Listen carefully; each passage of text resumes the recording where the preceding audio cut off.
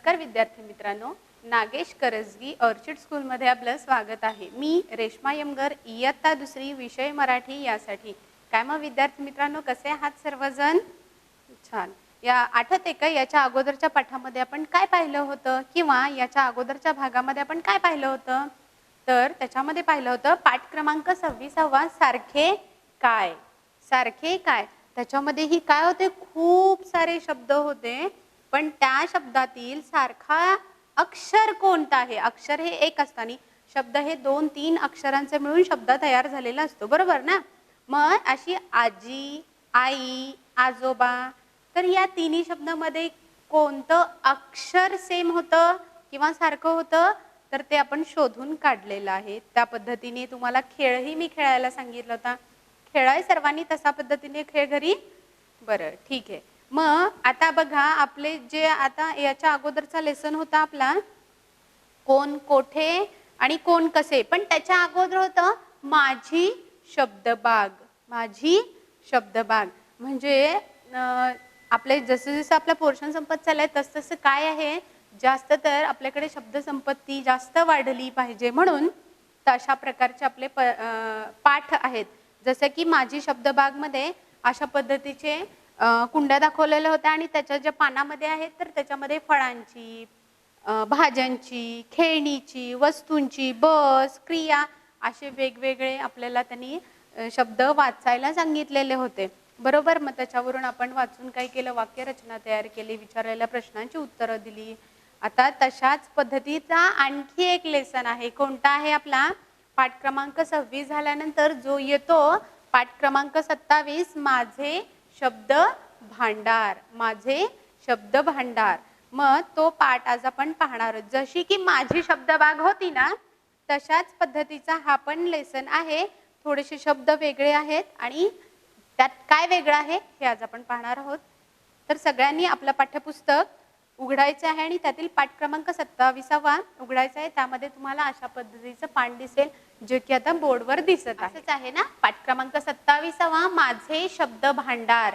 चित्र पहा, ऐका आणि सांगा। चित्र पहा, ऐका आणि सांगा। मग अशा पद्धतीचं चित्र दिसत आहे। मग खाली काही प्राण्यांची, पक्ष्यांची, गाड्यांची, शरीराच्या अवयवांची चित्र दिसत आहेत, काही वस्तूंची, फळांची, अशी खूप काही चित्र आहेत, पण आपण हळूहळू जाऊया, चालेल?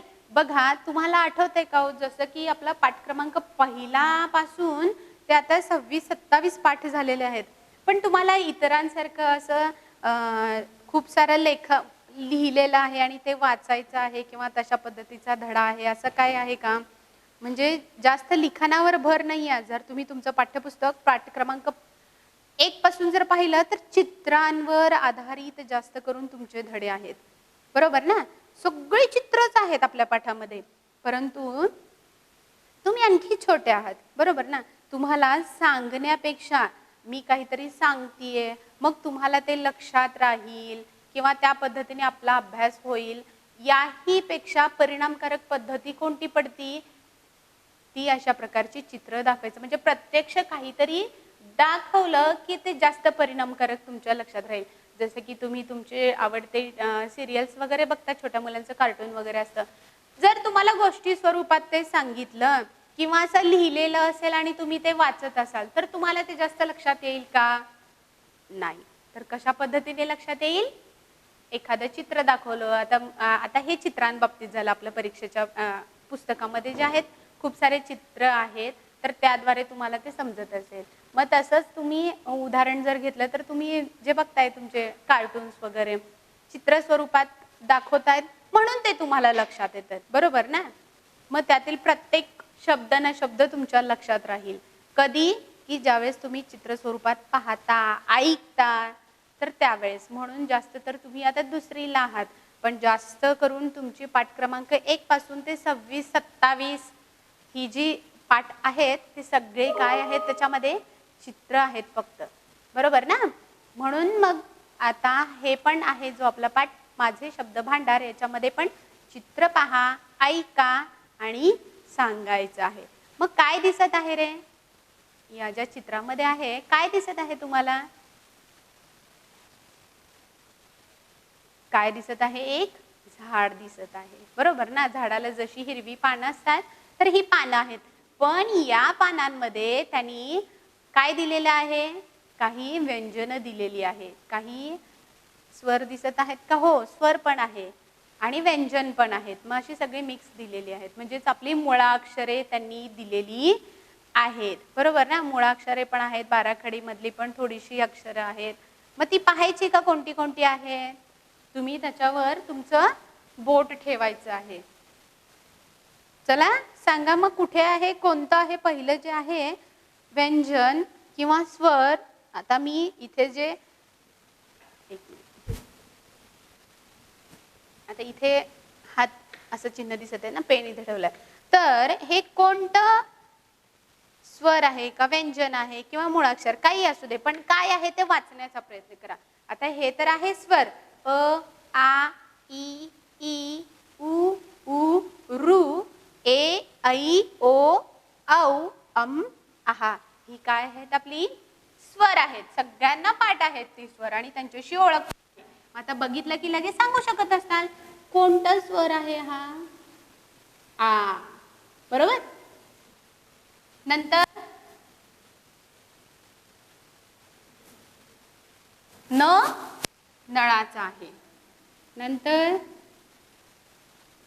डला काना डा. इथे का शब्द तुम्हाला एवढी वाचण्यासाठी सांगत आहेत, तर ही अशी वेगवेगळी जी अक्षरं दिलेली आहेत त्याच्यापासून आपल्याला शब्द तयार करायची आहेत. कलाकाना का. नंतर इथे व व वजनाचा. नंतर स सशाचा. रू सलाकाना सा. प पतंगाचा. आता हा इडलिंबूचा आहे का इमारतीचा आहे, हा इमारतीचा आहे कारण डोक्यावरती रफार आहे. ल उ वर्ण स्वर, उंदीर मधला उ. नंतर इथे क.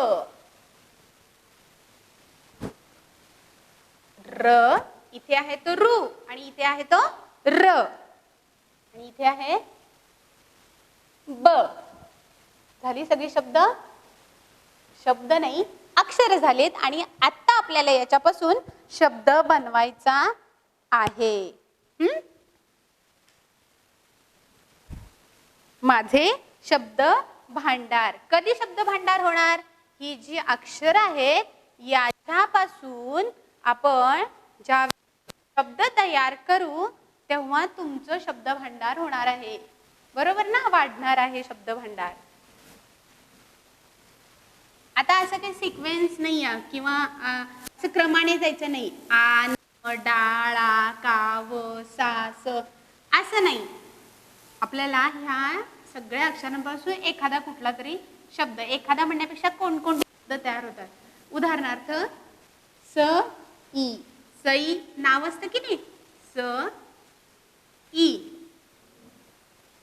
का व ळा, का व ळा. नंतर स आ, स सा. पा ल. म्हणजे ही फक्त तुम्हाला उदाहरणं दाखवत आहे की कशा पद्धतीने शब्द आपल्याला बनवता येईल, बरोबर ना. पण जी बनवलेली आहे तर ती तुम्हाला दाखवते. फक्त आपल्याला इथे काय पाहायचं होतं, आ न डा ळा का व स रू ई प सा पा ल क ब आणि उंग. आता बघा, हे तुमच्या पाठ्यपुस्तकात जसं दिसत होतं हे तसंच झाड आहे किंवा चित्र आहे आणि त्याच्यावरची जी अक्षरं आहेत तर ती आपण आता वाचलेली आहेत आणि त्याच्या पद्धतीने कसा शब्द बनवायचा आहे तो अजून पाहणार आहोत. उदाहरणार्थ मी तुम्हाला इथे दाखवलेले सई, कावळा, ससा आणि पाल. बरोबर ना? पण याच्याही अगोदर आणखी तुमच्या पाठ्यपुस्तकाच्या खाली या चित्रातून जे जे शब्द तयार झालेले आहेत, हे झाड आहे, झाडात अक्षरं दिलेली होती, त्या अक्षरापासून कोणकोणते शब्द तयार झालेले आहेत ना ते इथे त्यांनी दिलेली आहेत. बरोबर? काही इथून तयार शक्यतो तर इथूनच तयार झालेली आहे. ती आपण पाहूयात कोणती कोणती. बघा, वाचा, बोट फिरवा. वाचा, बोट फिरवा. त्या शब्दावरून आपल्याला काय करायचं आहे? बोट फिरवायचं आहे. बरोबर ना? कोणतं चित्र दिसत आहे सांगा बरं. ते चित्रावरून पण तुम्ही ते नाव लगे सांगू शकता. काय नाव आहे? सा, ससा. नंतर साप. तिसरं डास. नंतर कासव. ससा, साप, डास, कासव. काळा, कावळा, कार, कान. पाल, पान. आरसा आणि आवळा. आरसा, आवळा. ही शब्द खूप वेळा तुमच्या म्हणजे तुम्ही लिहिलेली आहेत, वाचलेली आहेत, पाहिलेली आहे. पण तरीही आपल्याला आपली शब्दसंपत्ती वाढवायची आहे, शब्द भांडार वाढवायचा आहे. म्हणून अशी काही त्यांनी शब्द आपल्याला दाखवले जे की फक्त ससा तुम्हाला दाखवलं असतं, फक्तच लिहिलं असतं, म्हणजे दाखवलं, चित्र नाही. वाचायला वेळ लागला असता की नाही तुम्हाला. आता समजा मी असं हे चित्र झाकलं तुमचं, अशा पद्धतीने मी इथे हात ठेवला. हा, वाचा बरं हे काय आहे. मग काही जणांना येईल लगेच ससा, परंतु काही जणांना वेळ लागेल. पण मी फक्तच नाव न दाखवता फक्त चित्र दाखवलं. ओळखा भाऊ हे कोण आहे म्हटल्यानंतर काय होणार? लगेच सांगणार तुम्ही, हा ससा आहे. बरोबर ना? मग काय, कशासाठी तुम्हाला जास्त तर चित्रच दिलेली आहेत, कारण का जास्त परिणामकारक तुम्हाला चित्रातून चित्र बोलती असतात, लगे तुम्हाला लक्षात येतात. बरोबर? कोणती कोणती? साप, ससा, साप, डास, कासव, काळा, कावळा, कार, कान, पाल, पान, आरसा, आवळा. ही जी शब्द दिलेली आहेत त्यांनी हे एक आपल्याला अशा पद्धतीचे झाड दाखवलेले आहे आणि त्याच्यामध्ये वेगवेगळी अक्षरं आहेत. फक्त त्या अक्षरांपासून ही सर्व शब्द बनवलेली आहेत. बरोबर? मग आता तेच चित्र आहेत पण त्याच्यात थोडं व्यवस्थित दिसत नव्हतं ना, त्यामुळे मी ही दुसरी चित्र घेतलेली आहेत. तीच आहेत पण दिसायला अगदी व्यवस्थित दिसतात. वाचा व शब्दांवर बोट फिरवा. काय आहे? ससा. नंतर साप, डास, कासव, काळा, कावळा, कार, कान, पाल, पान, आरसा आणि आवळा. तीच शब्द आहेत, तीच चित्र आहेत, परंतु याच्यामध्ये थोडी व्यवस्थित चित्र दिसत आहेत म्हणून मी तुम्हाला ती दाखवली. बघा, मग त्याच्यानंतर आपण काय करणार? शब्दार्थ. त्याच्यामध्ये शब्द भांडार. मराठी शब्दांना इंग्रजी शब्द लिहा असा आपला प्रश्न असतो की नाही. मग त्यातलं शब्द भांडार, वोकॅब्युलरी, स्टोर ऑफ वर्ड्स. डास, मॉस्किटो. कासव, टॉर्टराइज. कान, इयर. पाल, लिझर्ड. पान, लीफ. आरसा, मिरर. आवळा, awla. A small fruit of a strange taste. कोणती कोणती पाहिली आपण? शब्द भांडारला इंग्लिशमध्ये किंवा इंग्रजीमध्ये वोकॅब्युलरी म्हणतात किंवा स्टोर ऑफ वर्ड्स. डास, मॉस्किटो. कासव, टॉर्टराइज, कान इयर, पाल लिझर्ड, पान लीफ, आरसा मिरर, आवळा आवळा. बघा मग त्यांनी त्याच्यापासून जी शब्द तयार केली होती ती पाहिली. आता झाड आहे, 3 शब्द आहेत बरोबर, आणखी त्याच्यामध्ये थोडीशी वेगवेगळी घातलेली आहेत. मग त्याच्यापासून ही अशी शब्द तयार झालेली आहेत. बघा कोणता शब्द आहे, पहिल्यांदा शब्द वाचा. चित्रे, चित्र पहा, ऐका आणि सांगा. ही चित्र पाहिलेलं आहे, यातली पण अशीच अक्षर आहेत, पण जी तुमच्या पाठ्यपुस्तकात आहेत त्याच्याही पेक्षा जास्त इथे आहेत बरोबर. आन, डाळा, काव, सापा, परू, स, ल, ई, क, उ, न, ब, ट, र, क अशी खूप सारी अक्षरं आहेत, मूळाक्षरं आहेत बरोबर. मग त्याच्यापासून आपल्याला काय करायचं, आता शब्द तयार करायचा आहे. जसं की मी ससा दाखवलं, आवळा, कावळा अशी दाखवली की नाही, त्याच पद्धतीने इथेही केलेली आहेत. शब्द वाचा, काय करायचे आहेत, शब्द वाचायचे आहेत. वाचा बरं. काळा, काळा. आता इथे शोधायचा मग कुठे आहे काळा, म्हणजे का आहे. आता आपण जस्ट कुठेतरी वाचलं, का इथे आहे आणि ळा कुठे आहे, मग लगेच खाली आहे. मग झाला की नाही आपला शब्द. मग आता इथे आपण वेगवेगळं करण्याच्या असंही करू शकतो की नाही. काळा, नंतर काय, साप, साप. सा कुठे शोधा बरं, इथे, इथे. प कुठे आहे, इथे. तुम्ही असं मार्क करायचं नाही बरं का, मी फक्त तुम्हाला समजण्यासाठी शब्द कसा आपण शोधला यातून ते दाखवण्यासाठी सांगत आहे बरोबर. सरू, सरू, स आणि रू, सरू. आई, आ, ई. कुठे आहे, इथे आ आणि इथे ई आहे. आई. तुम्ही असं मार्क करायचं नाही, फक्त तुम्हाला शब्द शोधण्यासाठी मदत म्हणून मी दाखवते बरोबर.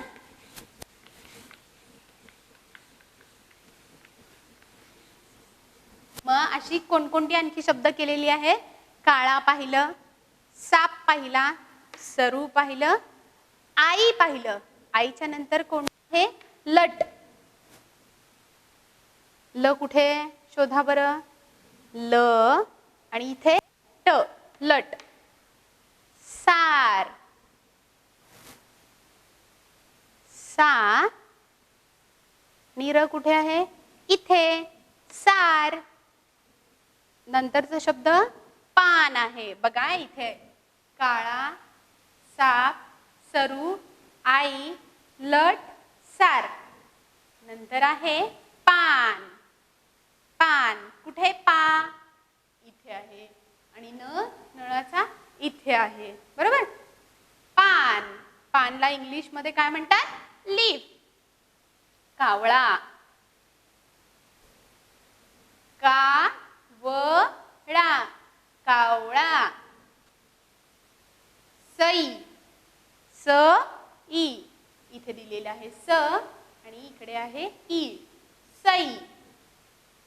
डाव, डलकाना डा कुठे दिसतो पहा, डाव इथे आहे. डा, शोधा शोधा, व कुठे आहे, व इथेच आहे, डाव. पट, प, ट. बन, ब, न, ब, न. कोणती कोणती शब्द झाली, काळा, साप, सरू, आई, लट, सार, पान, कावळा, सई, डाव, पट आणि बन. जरा त्या शब्दांचं वाचन करा.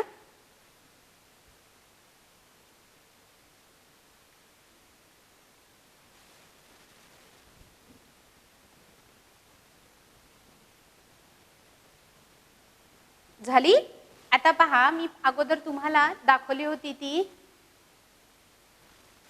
ही चित्र, बरोबर? मग ते चित्र दाखवली, त्याची नावं वाचली आपण, म्हणजे तो शब्द वाचला.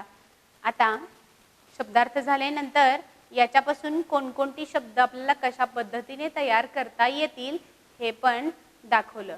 परंतु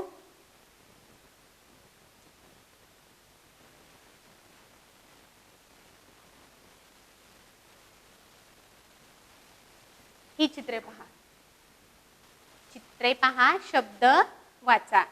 तशीच आहेत, परंतु चित्र पण वेगळी आहेत आणि शब्द पण वेगळे आहेत. पण प्रश्न आपला तोच आहे, चित्रे पहा, शब्द वाचा. पाहिली का चित्र? आता मी हे प्रत्येक शब्द असं जो लिहिलेला आहे त्याच्यावरती म्हणजे हा जस्ट लपवती असा. मग सांगा बरं, काय आहे चित्रे पाहून नाव काय किंवा शब्द कोणता आहे तो? मासा. नंतर बदक. वाचा, कोणता आहे तो शब्द? वाचायला मी नावच झाकलेलं आहे, मग चित्र तरी ओळखा कोणता आहे? मुळा. हे लगेच सांगू शकता. कोणतं चित्र आहे? मोर. पेरू. सायकल. अननस. आणि हे पाय, बरोबर? मग काय ही शब्द दाखवली तुम्हाला किंवा सांगितली किंवा कशा पद्धतीने शब्द तयार करायचा, तर आपल्याला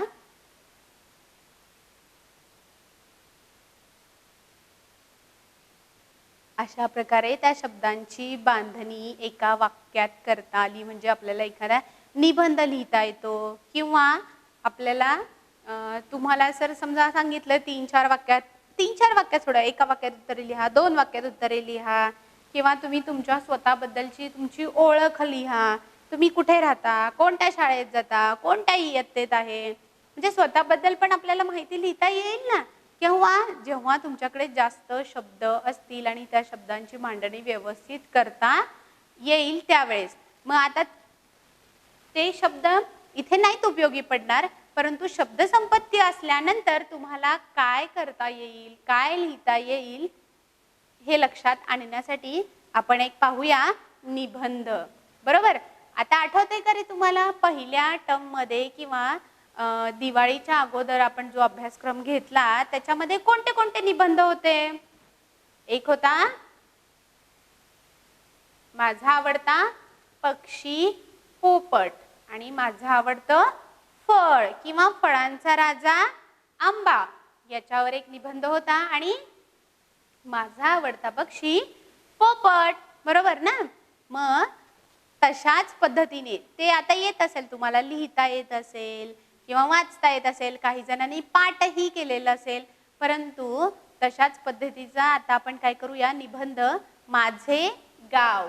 माझे गाव आहे ना सर्वांना?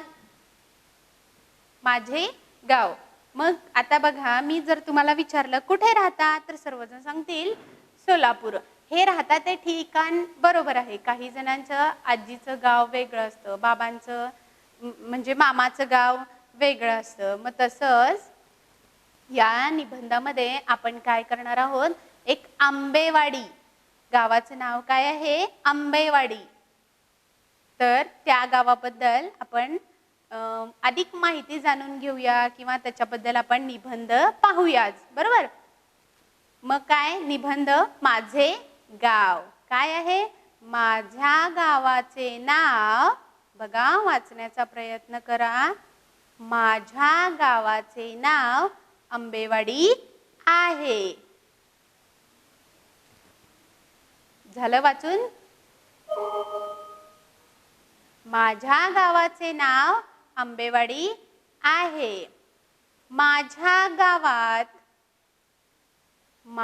गावात आंब्यांची खूप झाडे आहेत.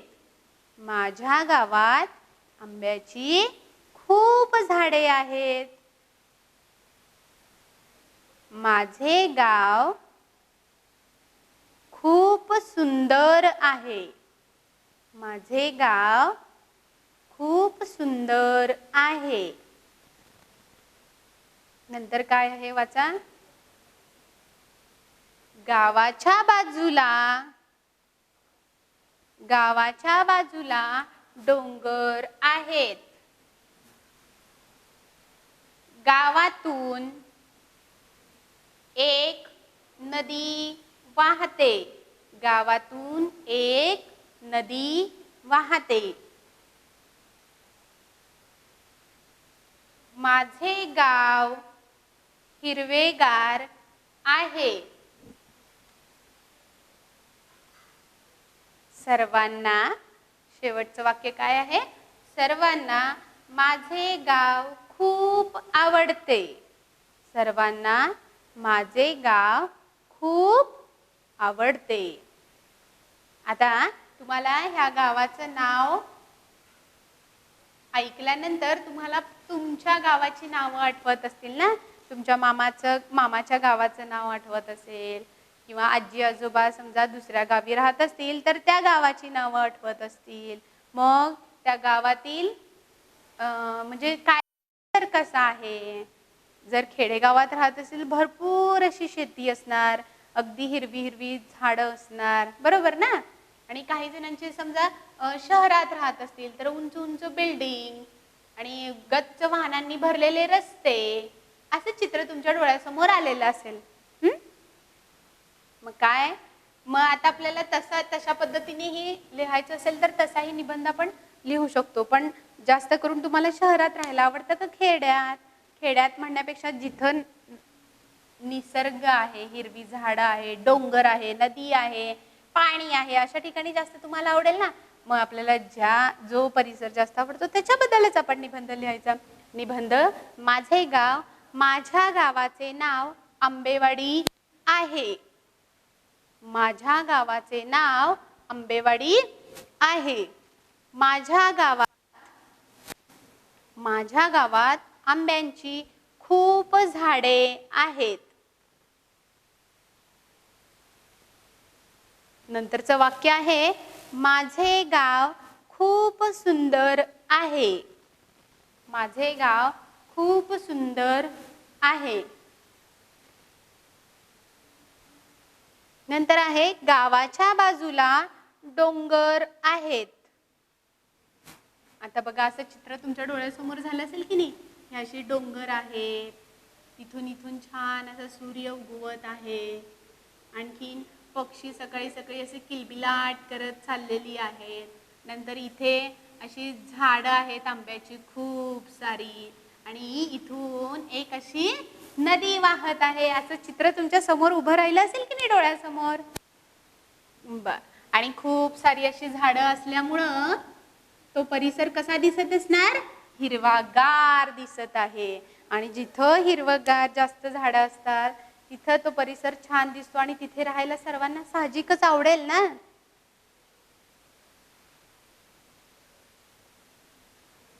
आणखी एकदा वाचा थोडासा तो निबंध. आता तुम्ही निबंध हा पाठ्यपुस्तकात शोधणार आहात का. मी सांगितलंय का तुम्हाला की पाठ्यपुस्तकामध्ये आहे आणि पाठ्यपुस्तक उघडा.